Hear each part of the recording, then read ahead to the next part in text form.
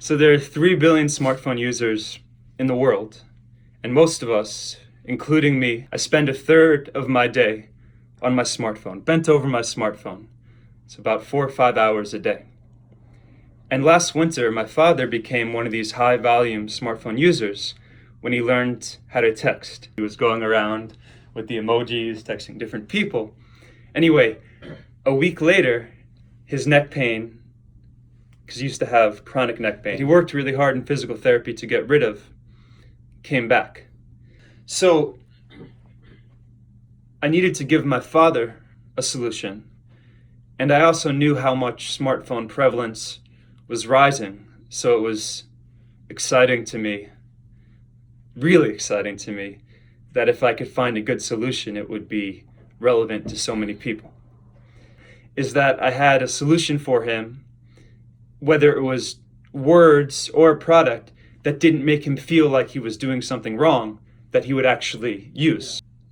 So because there are so many people that this problem of neck pain from smartphone use with bad posture, or at least bent over posture, Apple wanted to figure out a solution. So they acquired an Israeli company with a product, the Upright Go.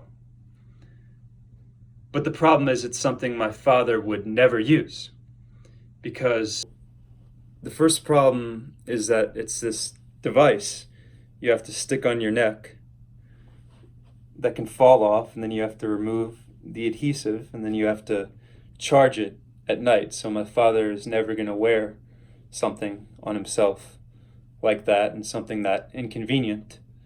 Then the second flaw with the product is that what it does is it buzzes at you if you bend down.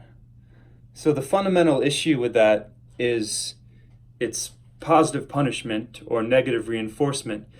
It's only considering what you shouldn't be doing. And a lot of the time, you're just bending down to grab something you don't want to be buzzed at. So it turns a lot of people off from the product. And my father certainly would not use something like that that tells him what not to do. So the third thing is that the price point is $100.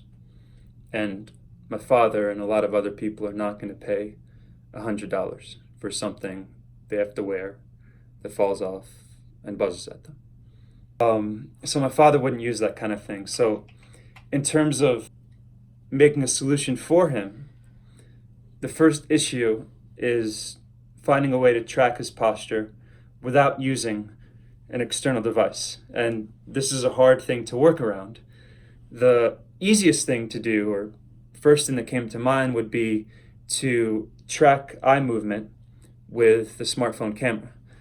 But there's absolutely no way, privacy-wise, and just that you can use the smartphone camera like that all the time. So what I eventually figured out is that smartphone angle correlates really nicely with whether or not you're using great posture. So for example, the smartphone is here. Well, I need to look down at it to see it, and that naturally results in different degrees of me bending over. But if I take the smartphone and put it at a completely vertical angle, well, if it's at a vertical angle, I can't see it from here. It just doesn't make sense to bend down like this. I have two different options, actually more than two. I could raise it a bit so I could see it now, and now my ears are in alignment, closer to alignment with my shoulders. Or I can kind of bring it a little farther away, and that kind of does the same thing. I'm more aligned. So we ran a 30-person experiment to actually validate that that correlation is true. And in the experiment, we validated that our software accurately picks up what's great posture 99% of the time. I hope you get a chance to try out our product when we launch publicly in the spring. And thank you for listening to this video and watching it. Cheers.